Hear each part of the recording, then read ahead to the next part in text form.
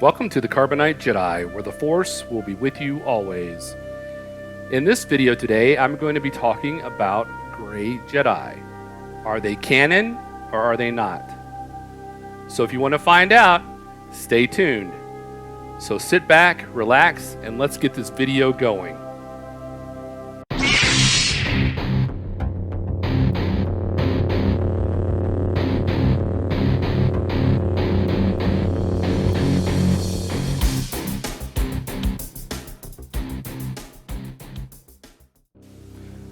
There is no dark side, nor a light side. There is only the Force.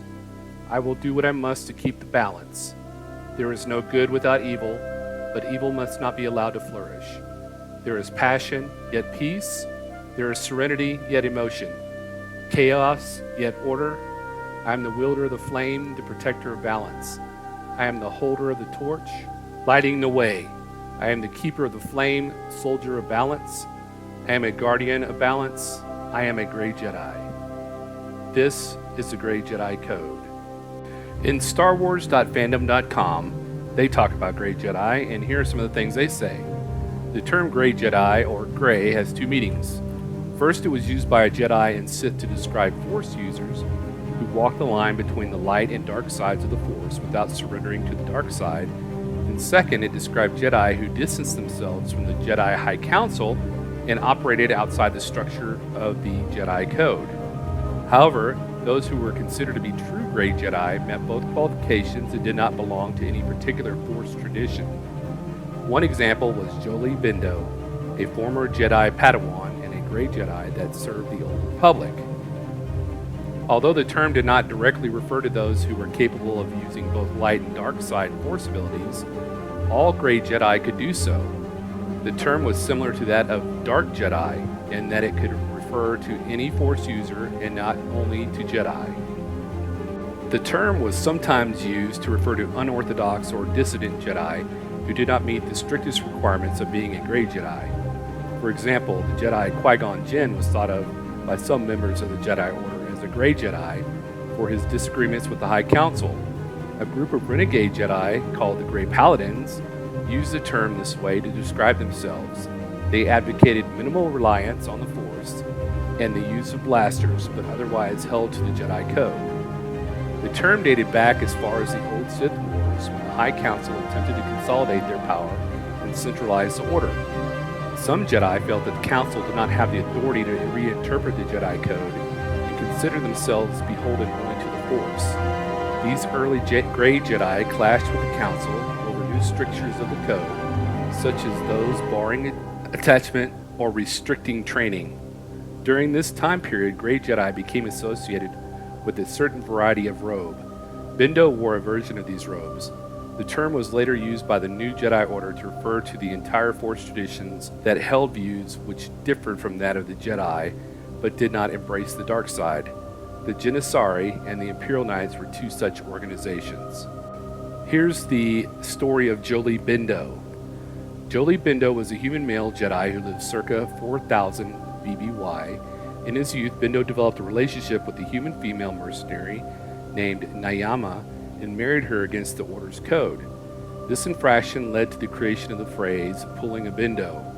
Bindo realized that Nayama was strong in the Force and attempted to train her despite still only being a Padawan in the Jedi Order himself. When the Sith Lord Exar Kun initiated the Great Sith War, Nayama asked Bindo to follow her and join Kun's Brotherhood of the Sith. When Bindo refused, she attacked him. Realizing that Nayama had fallen to the dark side, Bindo dueled and defeated her but could not bring himself to kill her. She went on to kill many Jedi during the war until she was slain in the war's final battle on Yavin. Bindo was put on trial by the Jedi Council after the war, both to explore his culpability in regard to Nayama's actions and to evaluate his place in the Order. When they forgave him of any blame and attempted to elevate him from the rank of Padawan to that of Knight, the guilt-ridden Bindo felt that the Order had failed him, and he separated himself from the Jedi Order entirely. He operated as a smuggler in the Outer Rim territories until he crashed on Kashyyyk, where he remained in self-imposed exile. Near the end of the Jedi Civil War, he met with Jedi Revan in the Shadowlands of Kashyyyk and joined him in the campaign against the Dark Lord Darth Malak. Bendo was awarded the Cross of Glory for his part in the defeat of the Sith Empire. He was a self-described great Jedi. So, as some of you know, the Grey Jedi are not canon in Star Wars. They're in the legends, but they're not canon, which I think is really sad. I think the idea of having Grey Jedi is fantastic. They walk a fine line between the Jedi Council and the dark side of the Force, and they're able to use the dark side of the Force without being corrupted. The history of the Grey Jedi is what they have in Legends is amazing. I love J. Bendo. He's my new hero. And Qui-Gon Jinn was also known as being a Grey Jedi. If he was, whether he was or not is a different story, but some people called him a Grey Jedi. Ahsoka Tano, Grey Jedi, and to some degree, Rey in the Last Jedi and the Rise of Skywalker. So, if it was up to me, and I ran Disney and I ran the Star Wars movies, I would totally put the Grey Jedi into canon. I would have a new movie where it was an alternate universe and Luke Skywalker came out and he married Mara Jade and he created a new Jedi Order where they were all Grey Jedi, because originally in the Legends comics he married Mara Jade and he did create a new Jedi Order, and he allowed people to have attachments, and it was a lot less strict than the current Jedi code that they have now in canon.